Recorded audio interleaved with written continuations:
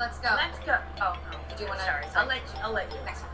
I'm excited and I feel relaxed and I'm ready to party. Let's say sorry. You don't need to do that. You don't need to apologize. It's a fucked up female habit. You don't need to be sorry for anything ever. Can you guess what every woman's worst nightmare is?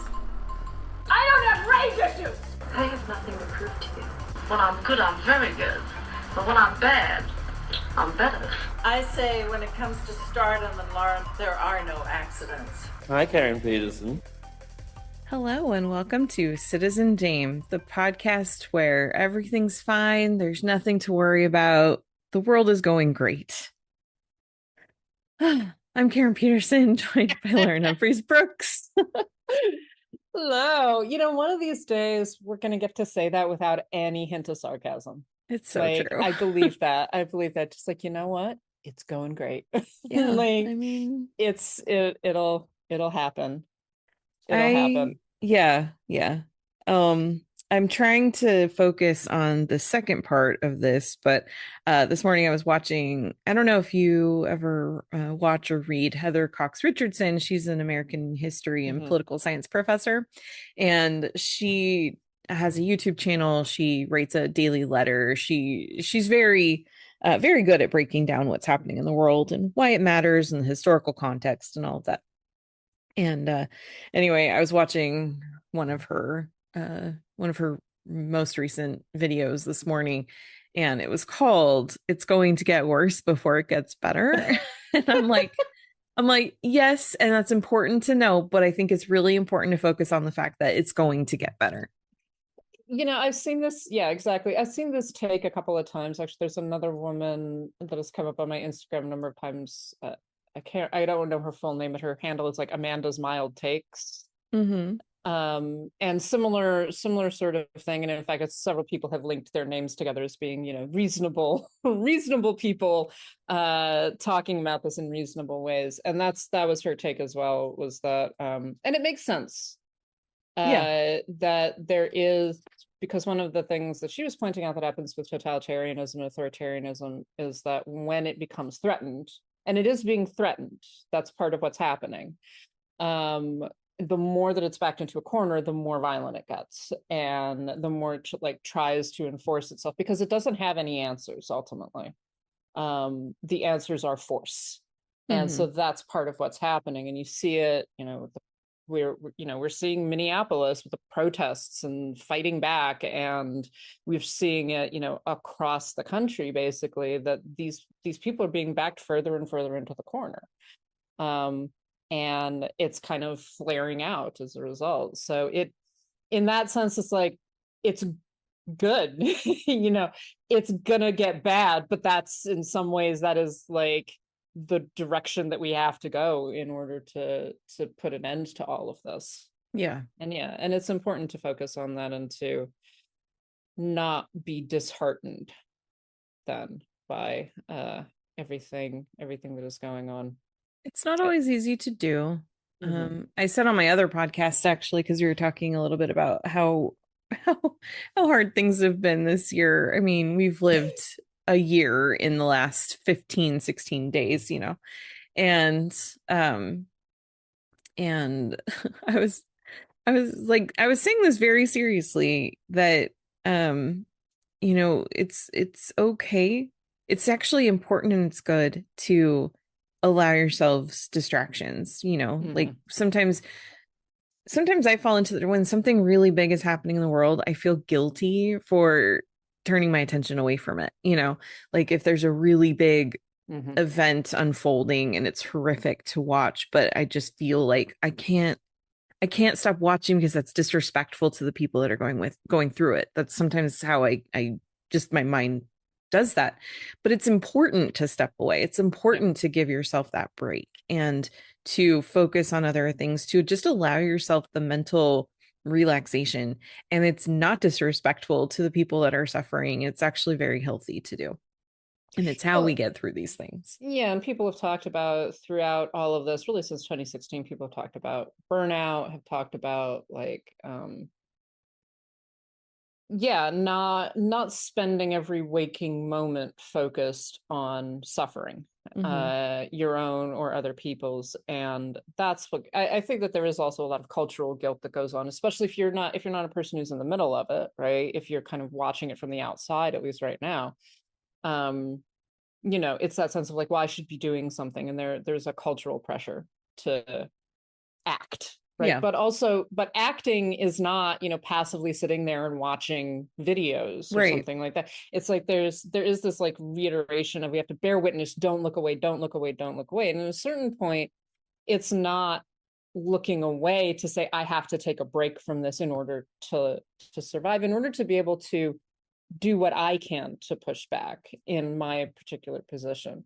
And it's that balance that is very hard, because we get there's that like guilt, basically. It's like, I should be suffering because other people are suffering. Yeah. Which is not healthy, and it's not helpful. Well, that's one of the other things that it's like, if you're, well, it's because there's this attitude of like, well, it's selfish to think about your own health in the midst of this, like, but also it's not helpful. Like, yeah, you're not helping anybody by doing this. Now, you're not helping if you're completely ignoring it and just pretending like there's nothing going on. So it's that balance that you have to strike.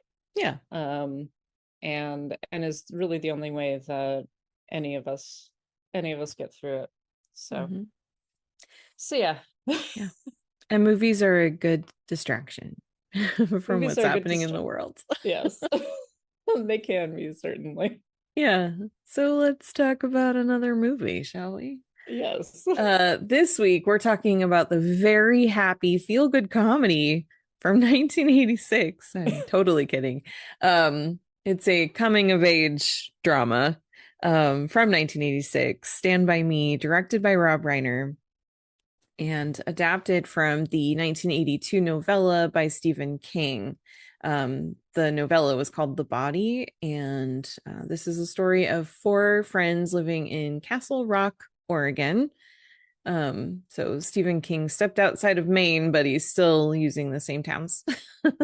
So anyway, Castle Rock, Oregon, these 4 boys, they are 12 turning 13. They're just about to start junior high, and it is the summer before 7th grade, basically. And they find out that there is a kid. Well, there's a kid who's been missing for a couple of days. People are searching for him, and they find out that this kid is dead, and they know where the body is. So they're going to look for him, because they think that this could be something that will get them some they'll be heroes if they find this missing kid, basically. So the 4 boys are played by Wil Wheaton, River Phoenix, Corey Feldman, and Jerry O'Connell.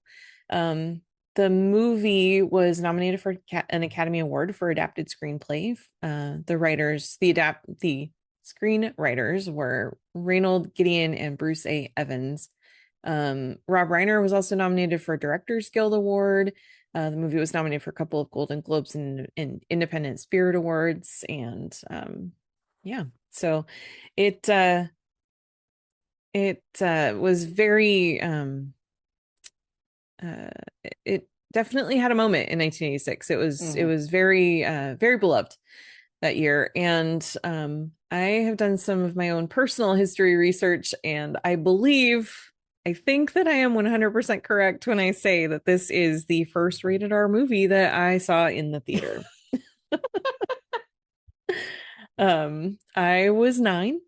It was summertime. This movie came out, and for reasons that I won't get into here, it's actually kind of funny that my dad is the one that took me and my brother to see this movie. I won't get into it, but this movie has a lot to do with fathers and their relationships with their kids. Yeah. So yeah, but anyway, so we're going to talk a lot about Stand By Me and its cultural relevance, the themes of the movie, all that, of course. But before we get into that, I wanted to talk a little bit about River Phoenix and just the just how the world was robbed of him.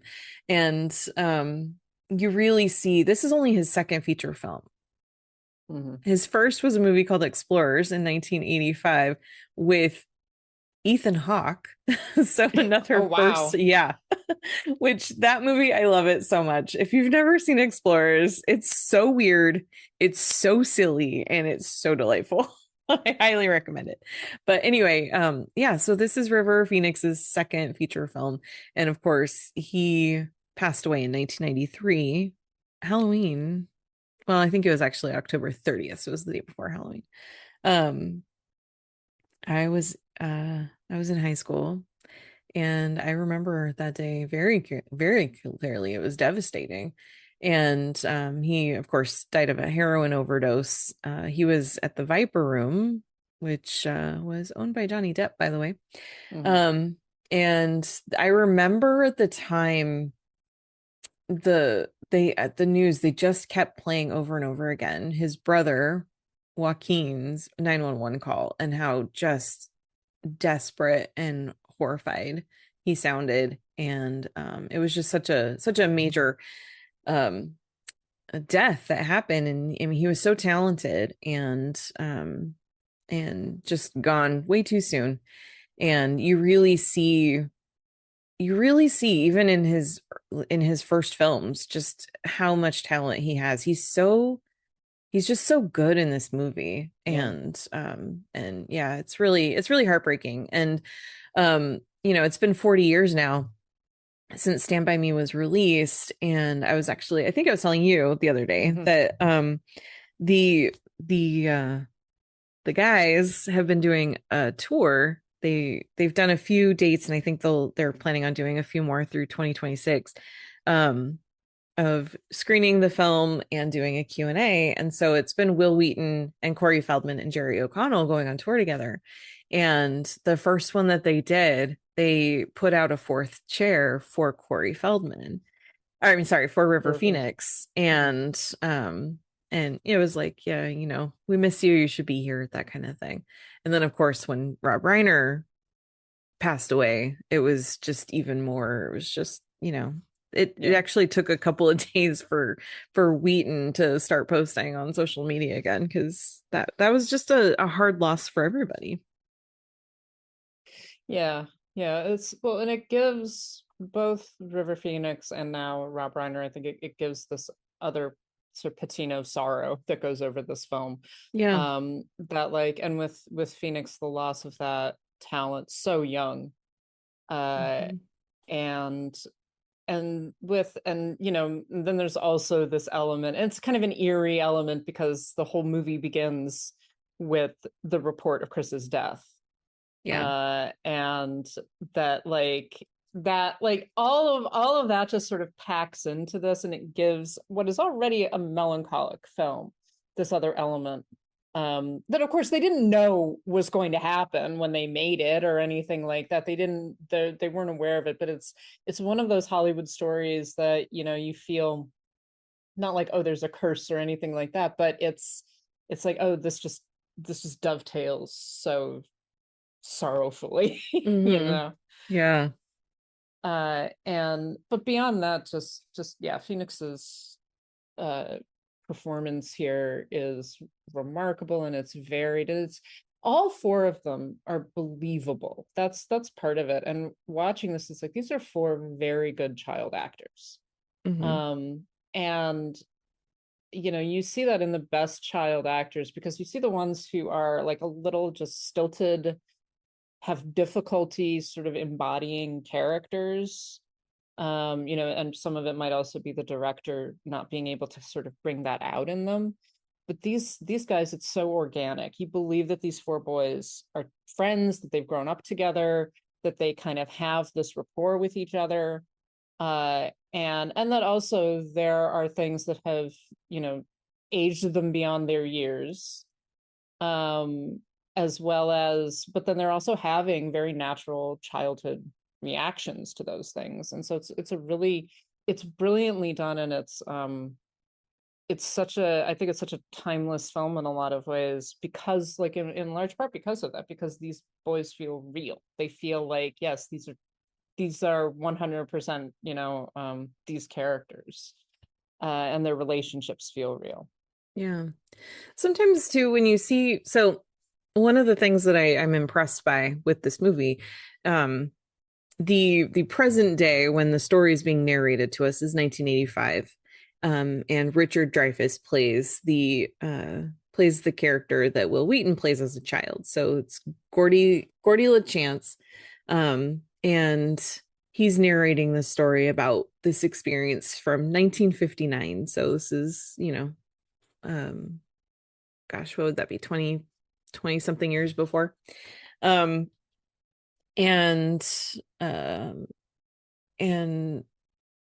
what I think is really remarkable, I guess, about these boys is that they do feel like they fit in the 1950s.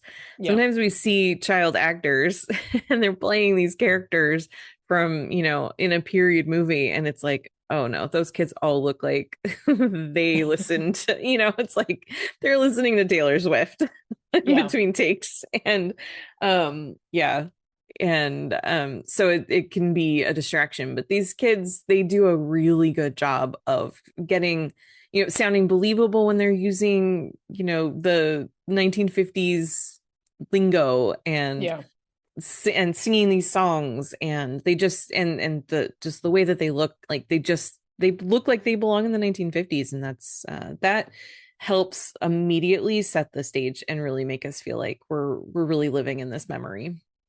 Yeah absolutely.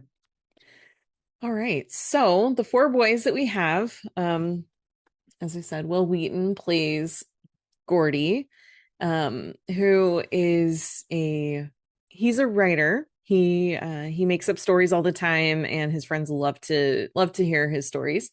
And Gordie, his family is dealing with the death of his older brother, played by John Cusack, which I forgot. Yeah, me too. He showed up. I was like, he didn't even show up. He's in a picture. Yeah, he's in a picture, and I was like, is that John Cusack? I was like, oh my God, that's John Cusack. I was like, did they just have John Cusack for like the picture, and then he like actually has a part in the film? Yeah. And I was like, oh yeah, I completely forgot about this. Yeah. So Denny is the brother, and he was the football star. He's a good kid. He's going places, and he died in a car accident, basically. And this has completely devastated his parents, who are just kind of frozen. They can't move on. Mm-hmm. And by the way, Gordie's mom is played by Frances Lee McCain, who played the mom in like 90% of 80s movies. Yeah, she's in a lot of things. Yeah, she's Marty's mom in Back to the Future. She's Lorraine's mom in Back to the Future. She's she's in tons of stuff. So anyway, just had to mention that. Always gotta respect Frances Lee McCain. She's great. Footloose. Yeah. Anyway. But yeah, the parents have basically just kind of shut down. They had, and his father never really had time for Gordie anyway. It was all about Denny, which is further complicated by the fact that Gordie really looked up to his brother, and his brother really was the only person that saw him in the family, at least, that saw him and that treated him with respect and loved him, and was constantly trying to get their father to see Gordie and to see his talents and his abilities. And so this loss is really, really hard for him too. It's not like this was a sibling rivalry and he doesn't care. Like, this is devastating for Gordie too, that he's lost his brother. And then you have River Phoenix playing Chris Chambers, who is just, he's in a family that is not going anywhere. And he thinks that he's part of that too, that it's sort of this family curse, and that his destiny is kind of written for him, and that he's just going to stay in this town and never go anywhere. As much as he wants to leave, it's just never going to happen for him. Corey Feldman plays Teddy Duchamp, whose father was in World War II and clearly had PTSD from that tried to kill Teddy and ended up in an asylum. And but Teddy really still looks up to his dad, even with what happened. He talks about his father being this war hero, and he stormed the beaches of Normandy. We hear that over and over again, that this is something that anybody saying anything bad about his father is really hard for him. And then we have Jerry O'Connell, who plays Vern Tessio, who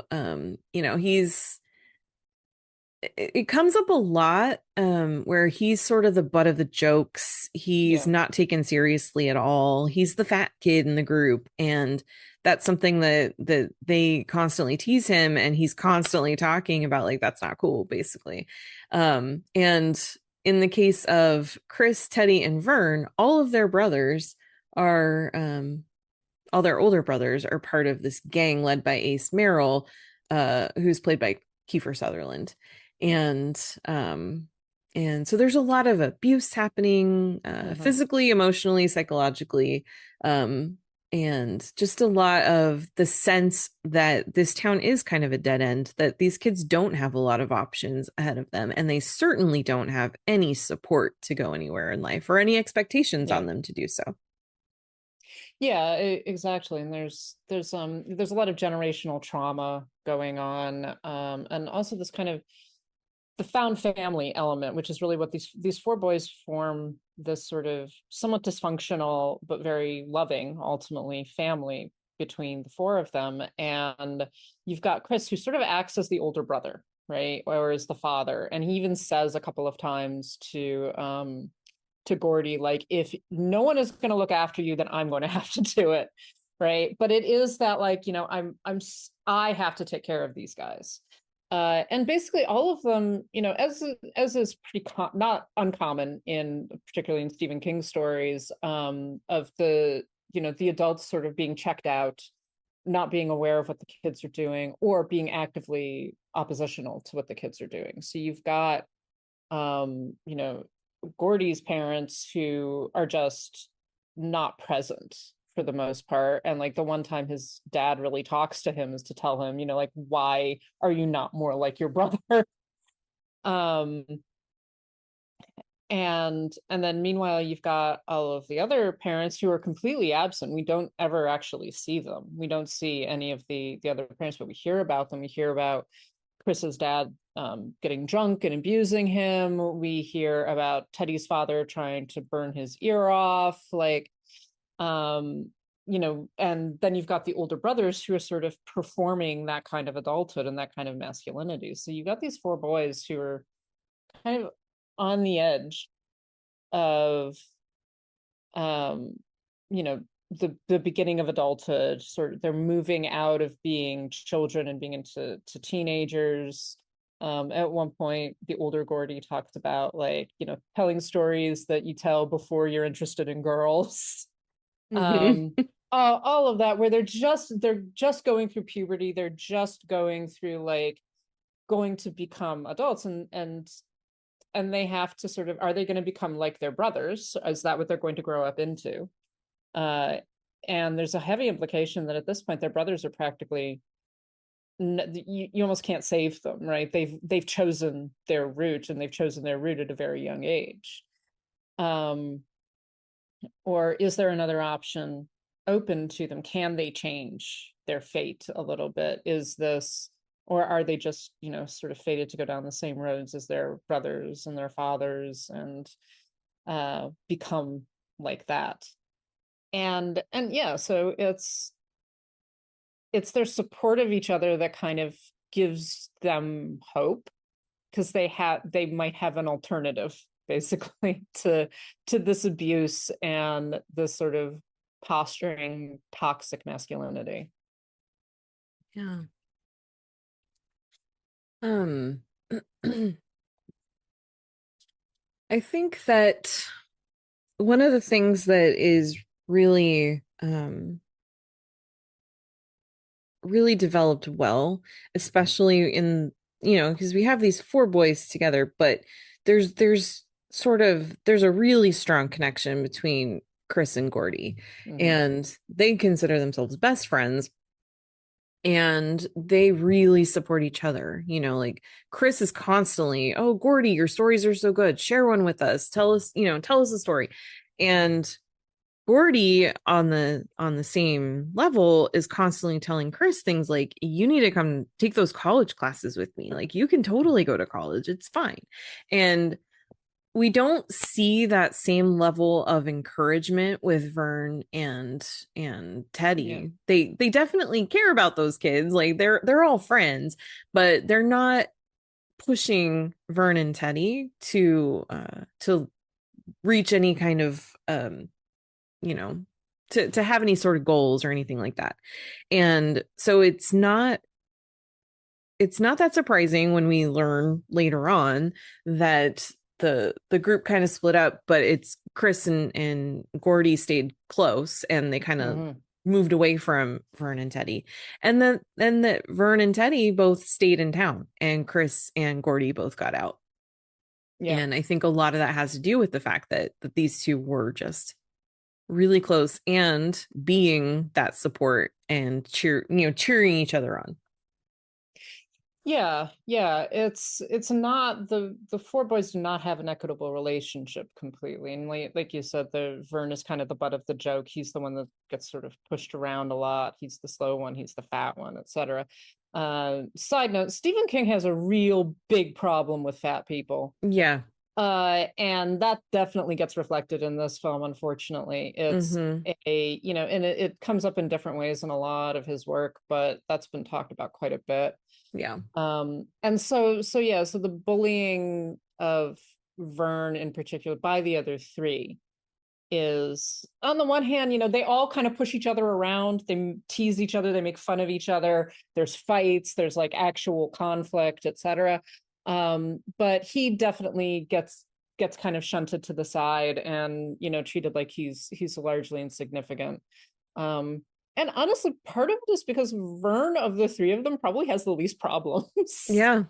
He's got, his older brother is an asshole, but it's not implied that he has a particularly abusive home life, or that he's being ignored, or that he has these like other issues that the other boys have. He's just sort of like, he's probably the most well-adjusted kid of the four of them.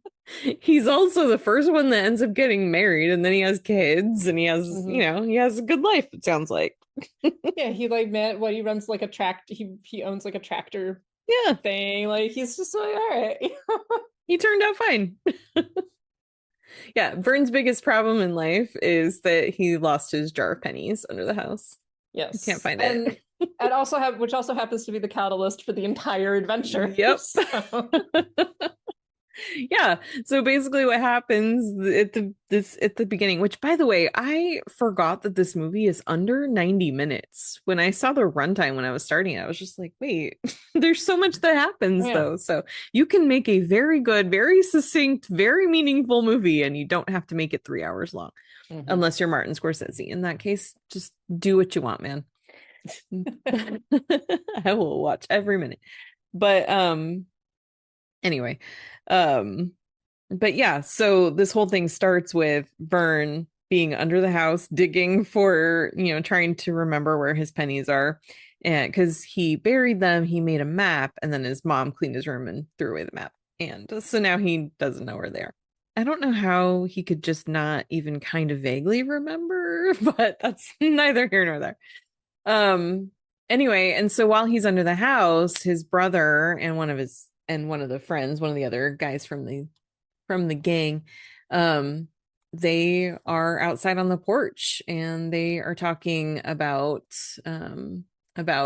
basically they know where this kid is because they were out stealing a car, and so they want to, well, one of the brothers or one of the boys wants to call the police and let them know, like, hey, this is where this kid is, but they can't really do that without revealing why they were out there, because they don't have a car, and how would they get all the way out there without one? So it's like, no, we can't say anything because we'll get in trouble, basically. But Vern hears all this and goes to his friends and is like, hey, let's go see a dead body. And so, true to this era of parentless kids, they're able to do the whole like, I'm going to stay at his house, we're going to stay at their house, and then they all take off into the woods. Mm-hmm. I really like this whole setup though, because I do think that it the idea of like going on an adventure to see a dead body is just that's just something that children would do. Yeah. And I've never went on an adventure to see a dead body, but I did like with my friends, like this was even when we were a bit older, we were like, we're going to walk to the convenience store, which is like outside of town, to get Red Bull, right? That was what we were going to do. And we videoed all of it.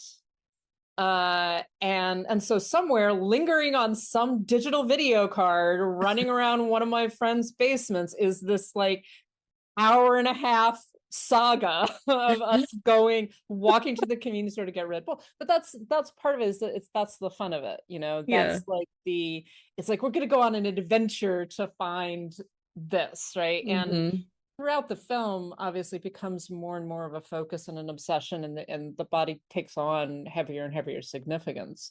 But that initial inception of like, hey guys, you want to go see a dead body, is so true to adolescence. Like it's just like, yes, of course kids would do this. Yeah, exactly. So they pack up their gear.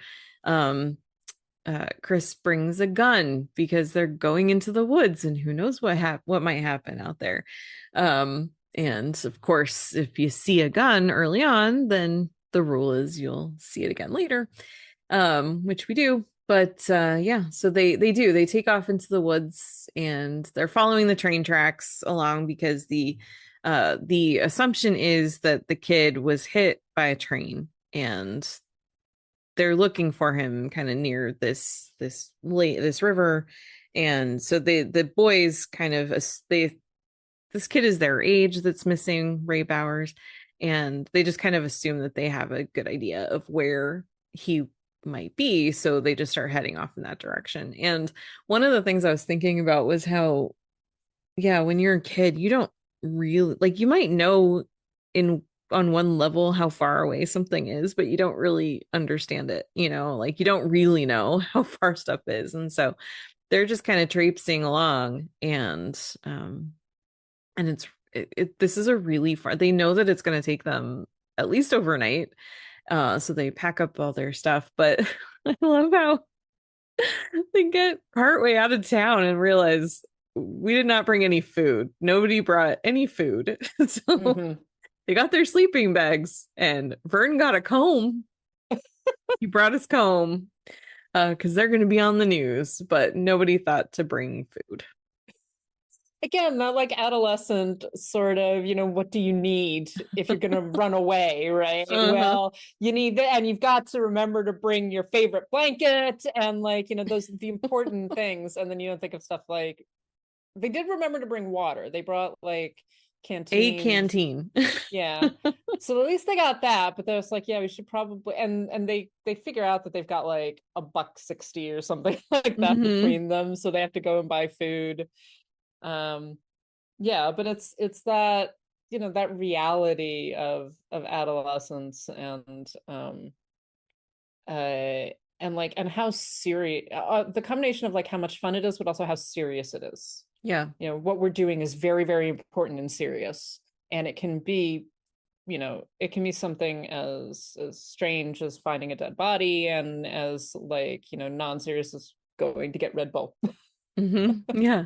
Well, and we do see some of that. So like when they stop at the junkyard, and there's this whole story about Chopper, the dog owned by the guy who runs the junkyard, and how this dog has been trained to attack a very specific part of the human anatomy, and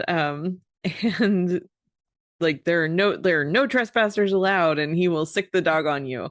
And so at one point they get caught, and he does yell sick 'em, and we see Gordie being chased down by a very ferocious golden retriever.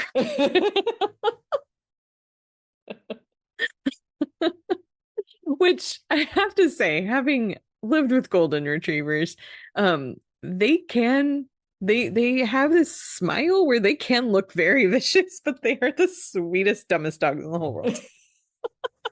Yeah, they're not known for being particularly No. effective guard dogs No. or attack dogs or anything like that. Yeah, the way that they're described, the way the Chopper is described, it's like, oh, he's like a Rottweiler or a Yeah. Doberman or something like that. Those kind You're of maybe dogs. picturing a rabid Saint Bernard. Yeah, that we associate with that kind of aggression. Although I have to say, every Rottweiler I've ever met has been a very sweet dog. Yes, they are. Yeah. They're effective guard dogs, but very sweet if they're not, Trained if they're that not, way, yeah. But I mean, but it's really funny because Richard Dreyfuss, again, as the older Gordie, he's narrating this whole thing, and he's basically writing the story of his memory of this event, this adventure. And so it's funny because he will point out it throughout, like, sort of the inconsistencies of what we perceive as a kid, and when we look back we realize like how silly, because he's talking about how what he heard when Milo the junkyard guy yells "sick'em," he heard "sick balls." And so Yep. he's like thinking he's about to get his he's about to get bit. And then you actually see once Gordie gets over the fence on the other side, and the dog actually like lays down and presents his belly. He wants scratches. It's so funny because when you're a kid, like, you're so terrified, you don't know what's going to happen, but the reality is usually so much different from what you're perceiving. And so I think that we do see some good glimpses of that, some good moments where we get those opportunities to see that the things that we experience when we were young are not really what happened, or not quite how it went down. And I like that the adult version of Gordie is recognizing that he's not just telling this story as if everything that he remembered or experienced back then was exactly correct.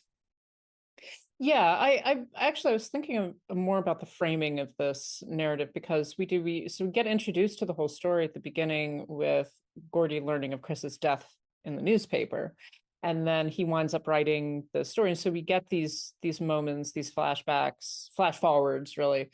And so the entire structure of the story, including kind of the fatedness of some of these boys, is being told through an adult who recognizes, like, who knows what happened to everybody, including himself, and is sort of structuring this into a narrative. So it gives it that nostalgia, but also, like you say, that awareness of what you perceived when you were a child and what you understand as an adult, but also how you shape the narrative of your childhood.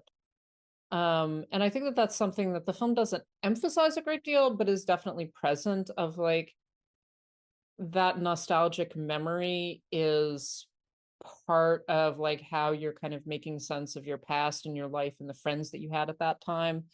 And both, I know from myself that, like, I think about some of the things that went on in my childhood, and some of it is like, this very sort of rose-colored romanticism, and some of it is just like, God, that was terrible. Like, those people were assholes.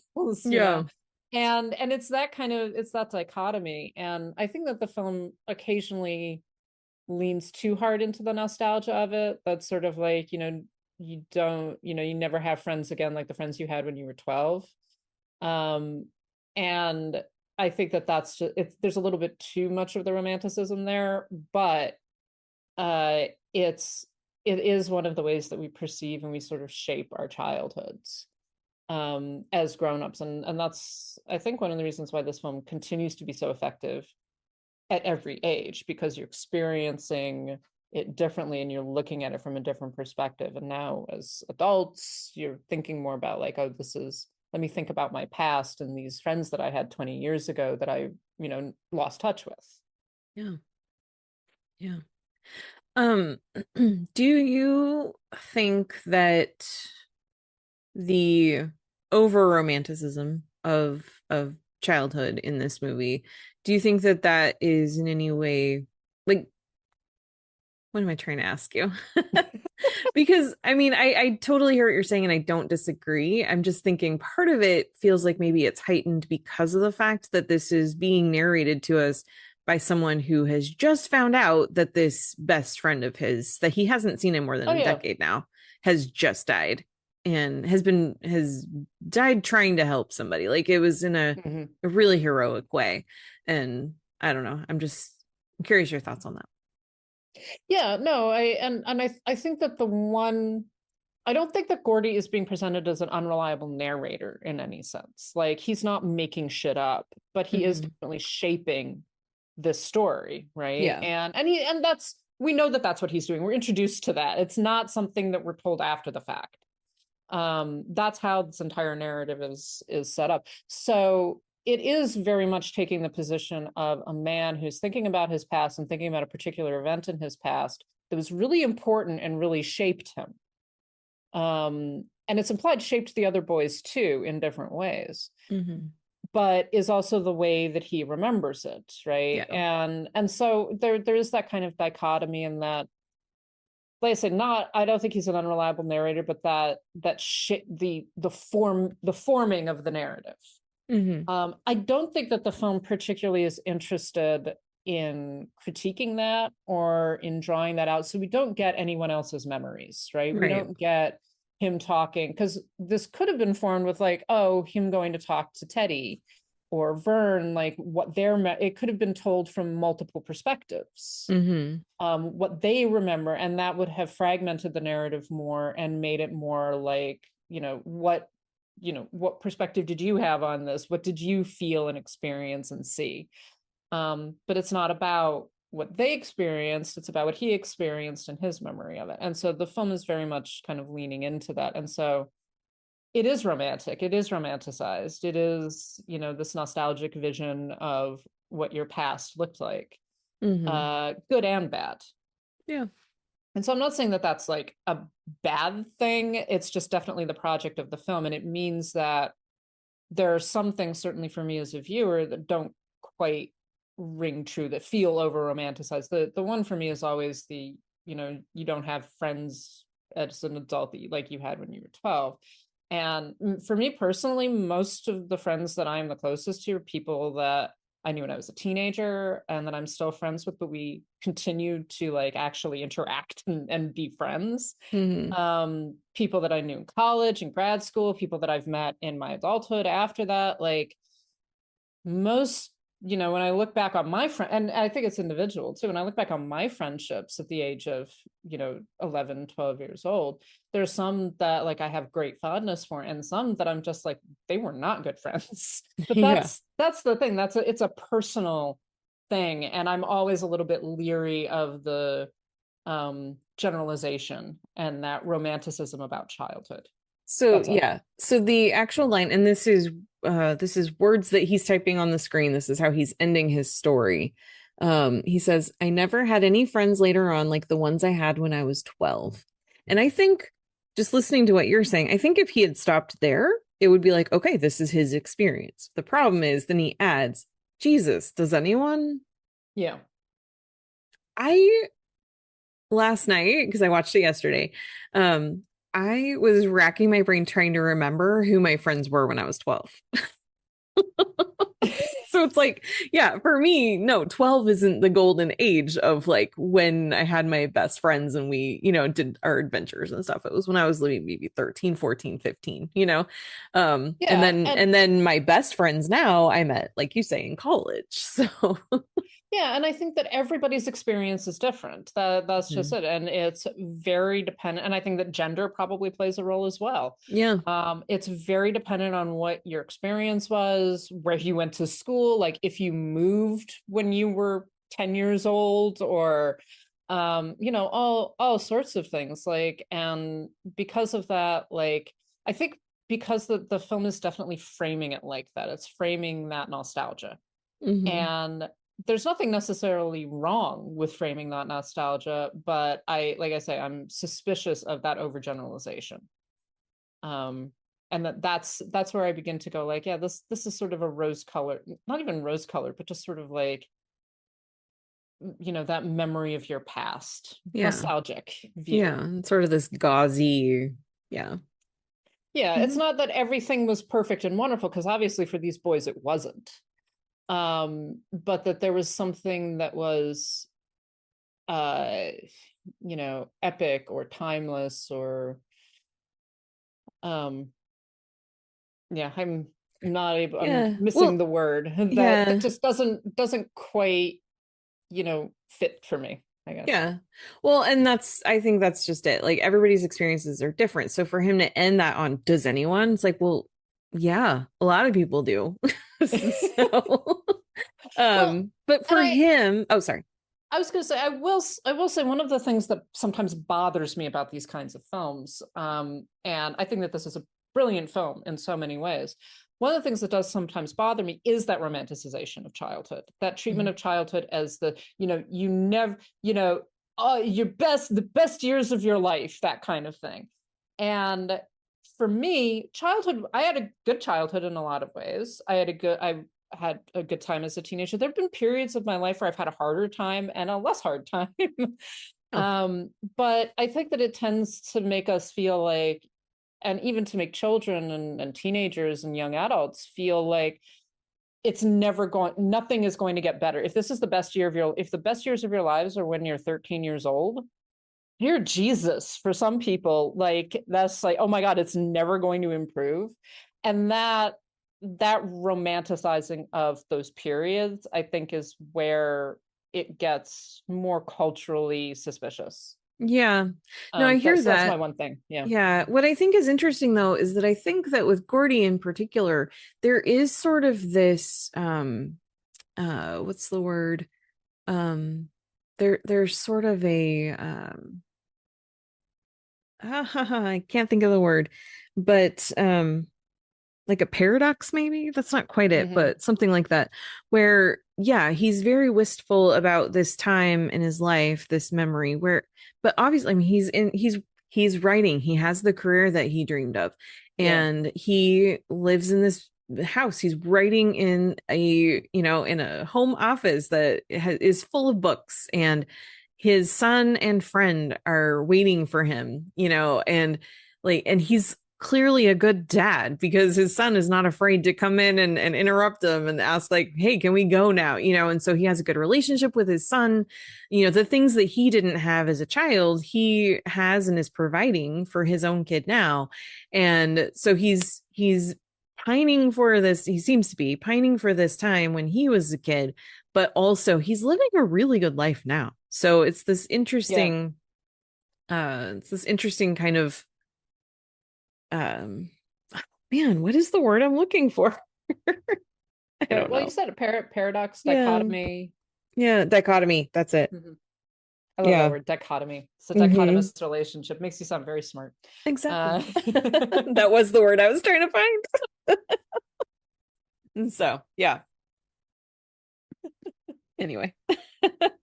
Well, and in relation to that, one of the things that this film brings up over and over and over again is death.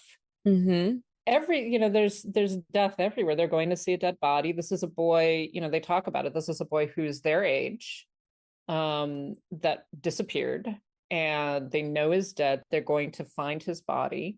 And it's not clear what, they're like, oh, we'll find it and we'll report it and we'll be heroes, but it's not 100% clear, like, what is the goal here?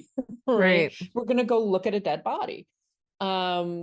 And you have, like, death is very, very close to them. You've got Denny, who died fairly, like, several months ago. Like, it wasn't that, it was fairly recent that he died. You've got, like, this threat of death that is lingering over all of these boys, while at the same time they are on sort of that edge of growing up, right? Of things changing, moving from childhood to something different. And the possibility of that, but also the fear and the terror that accompanies that. You have them by the end of the film being threatened with death, right? And at that point, you're like, Ace is perfectly capable of killing these kids, right? And he's been shown to be that. And all of those elements, like, get kind of weaved together. And then, of course, the entire story begins with death. It begins with Chris intervening, and just a random happenstance, basically, of him getting killed. And so throughout, it's this kind of this thing that is just hanging over them, of that closeness between childhood and death. And that's something that I think all children are aware of as well. Death is something that is, again, that paradox, that dichotomy. Death is something that is very close to us when we're quite young. Yeah. I was listening to a podcast the other day. I can't even remember which one right now, but one of the people in it was talking. She's a woman in her 30s, and she was talking about how she lost her first grandparent when she was in her 30s, like just a few years ago, and that was the first person that was close to her that died. And she was trying to figure out, like, is this unusual? and yeah, it is. Like, I mean, I think I went to my first funeral when I was like 8 or 9. It's like it's I don't know why I thought of that, but yeah, it's certainly something that these kids experience. And these are also kids that are raised by people who were in war. Yeah. Teddy's dad stormed the beaches of Normandy. There's the someone else who lost his brother in Korea. And so they've also dealt with that. So it's, there's accidents, there's war, there's, just lots of things that happen, and life is very fragile, and these boys know it at a very young age. Mm-hmm. So yeah. So I mean, the big climax of the movie is when the boys finally arrive where Ray's body is, and they are met by Ace and the gang, who also well, of course, the two older boys knew about where the body was, and they end up kind of accidentally telling Ace about it. And so he's like, well, let's go. And so they take off. And so this all kind of culminates in this big dramatic showdown. And yeah, as you say, Ace is perfectly willing to, you really feel like he could kill these kids and he wouldn't think anything of it. He is not someone with normal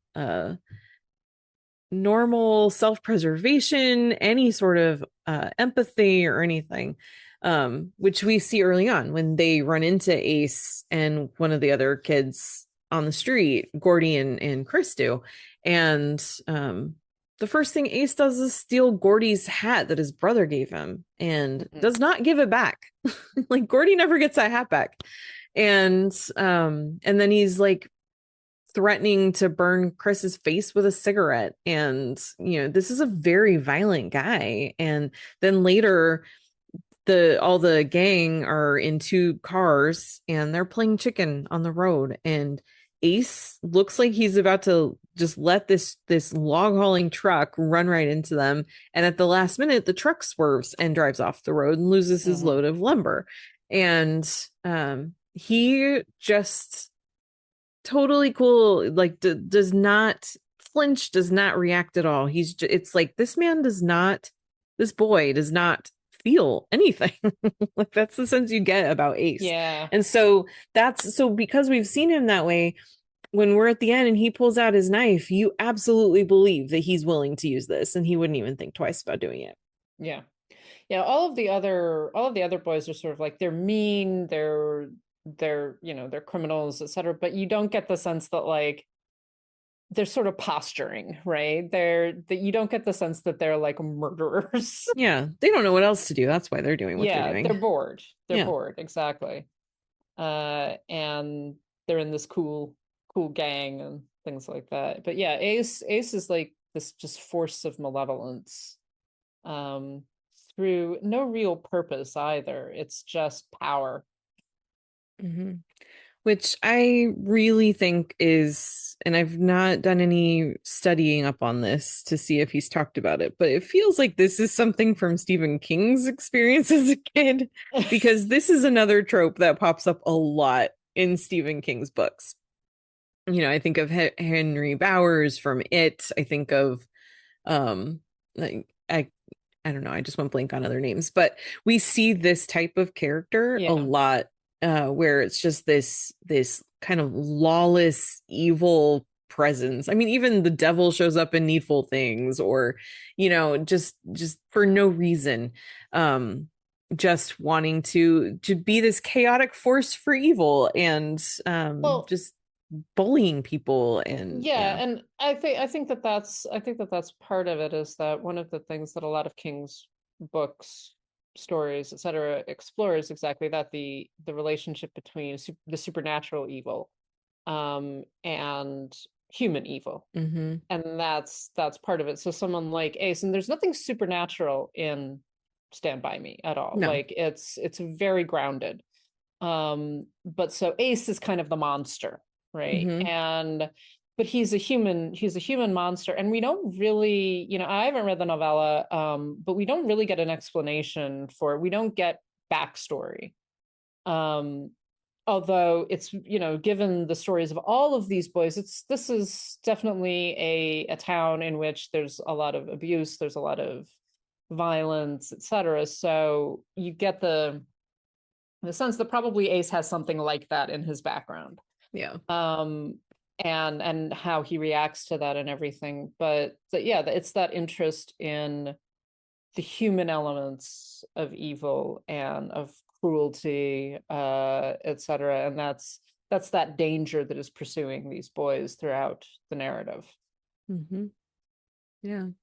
And Gordie ends up kind of getting the opportunity to be the hero, to be the one that finally stands up. So he's been pushed around, he's been shoved aside, he's been ignored by his father, he's just been really mistreated, and he's also seeing his friends be really mistreated. And when Ace just pulls out that knife and is about to just start killing, that's when Gordie pulls out the gun that Chris brought. And you also feel, and this is credit to Rob Reiner for the way that it's filmed, this is credit to Wil Wheaton for a really grounded performance too, but you also feel like in that moment Gordie has had enough, and he really is willing to pull that trigger. Oh yeah, and Ace believes it too. Yep. Like it's that point, like I really like, there's a line that Ace says, which is, well, you think you're gonna kill all of us? And he says, no, just you. Yeah. And you're like, so how much do you want to preserve your life? Mm-hmm. Yeah. And it does work, because Ace and his friends leave and the boys walk back to town. And you had kind of mentioned this and we didn't really talk about it, kind of funny, but the whole thing, this whole adventure is to go find this body, and they're envisioning that they're gonna report it. This is where he is, we're gonna be heroes, we're gonna be on the news. But after everything that they've been through, they decide they don't want any of that, and they're just going to just anonymously tip off the police, this is where you can find him, and that's what they do. And so it is always, it really ends on this kind of quiet note for these kids, where they go on this big adventure, but then they don't have a big moment at the end. It's just kind of, they just quietly go back to their lives, and you start to see where they're separating, they're going off to their different paths together. Yeah. And it's just kind of this quiet melancholy ending for them. Yeah.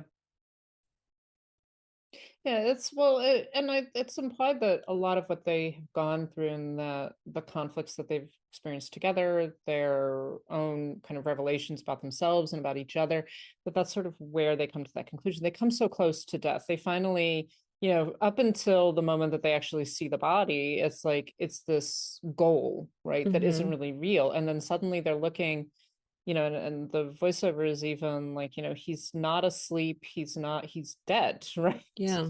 This is a kid who's like them, who just was in the wrong place, basically. And there's this shift that happens after everything, that like they realize that this isn't something to make a name off of. It's something very different and more serious. Yeah. Yeah. So something else that I kind of wanted to touch on, which uh I just I don't know, I just remembered, I guess, is more to do. And I think because of the way that this does deal with some of these bigger ideas in a really thoughtful and serious way. I think one of the things that I really appreciate about this movie is when the boys do have sort of these times where they're talking, like when they're sitting around the fire and they're talking, or they're sharing um thoughts about what they want to do, or what they envision their lives to be, or that kind of thing. There's even a scene where um Chris just starts crying because he just doesn't see a future for himself, and Gordie's trying to talk to him about that. And I think so often, I mean, we've talked a lot about these stupid frustrating expressions like boys will be boys, and so often we just accept boys being just like gross and silly and goofy and just causing a lot of trouble and being mischievous and that kind of thing. But I really like that this movie gives these boys an opportunity to really be thoughtful, be emotional, and not just angry emotional, but actually really feeling a lot of different things. And I think that's part of why this is such a good story, and also believable, because kids, even boys, do have, I say that tongue in cheek, uh but they do have a lot of thoughts and a lot of worries and a lot of hopes and dreams that are not Yeah. just I want to be an astronaut, or I want to race cars or whatever. Like, they dream of family and going to college and stuff like that. And I Yeah. like that we see that in this film. Yeah, it balances it out really well, like the stupid jokes and the sex jokes and fart jokes and things like that, and like all the disgusting stories, and then also these like more heartfelt moments. Mm-hmm. It gives them, like I said earlier, it gives all of these boys have depth. They all Yeah. have they're not just the silly one or the fat one or the tough one, etc. It's much more involved and deep than that. Yeah. Even Vern with the stupid comb, when at one point Teddy's like, you don't even have any hair because he's got a buzz cut. And he's like, I brought it for you guys. Like, he cares about his friends. It's such a stupid thing, but like, he did it because he's thinking of his friends. It's yeah. So, any other thoughts about Stand By Me? No, it's a wonderful film. It is, and I do think that it changes as you get older, and as you have kind of different experiences. So if people have not seen it recently, I would rewatch it because it's very interesting. Yeah. Yeah, it is. So thank you. All right. Well, that's going to wrap things up for this week. We are going to be off next week because I will be at Sundance. So actually, we're going to be off for the next 2 weeks. Yeah. So we'll be back in February, celebrating Black History Month, and we'll be sharing the schedule with you very soon of what that will be. So come back for that. In the meantime, we would like to thank our patrons for helping support the show and keep it going. They are Abby, Audra, Brian, Connor, Estefania, Ferdinand, Heather, James, Judy, Carriotta, Matt, Michelle, MK, Montina, Nina, Noel, Robert, Roxy, Steve, and Sharon. If you would like to join them and become a patron too and help keep the show ad-free, you could go to our Patreon, patreon.com/citizendame, and sign up. And there you get early access to episodes, and you get our bonus series. We just launched our new bonus series, which is the Prime Video show, A League of Their Own. So that is coming to you weekly. And we also have, of course, Our Flag Means Death, and a couple of films as well, and more coming your way. So you can also support us with no commitment. Just go to our Ko-fi, ko-fi.com/citizendame. And then, of course, there's other things you can do. If you want to reach out to us, you can email us, citizendamepod@gmail.com. Be sure to check out our website, which we are working very diligently to start to bring back up and really build that up again. And we actually will very soon be welcoming a new writer. So we'll have more details on that. That is citizendamepod.com. And find us on social media on Instagram and Blue Sky. We're at Citizen Dame Pod, and we are a Letterboxd HQ at Citizen Dame. And we can be found individually. Lauren, where are you?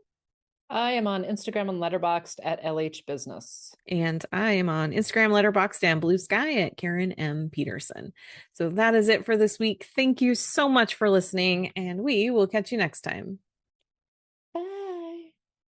So, for me, and it's not necessarily what I think is the best of all the films, but for me, the one that means the most is Stand By Me, because it was the first time I made a movie that I felt reflected my personality, my sensibility. So what was that about? Well, it's a mixture of there's humor and there's some melancholy to it. And it was I was 12 years old in 1959, which is when we set it. And so I have a feeling and a connection to it and what the little boy Gordie is going through in the film.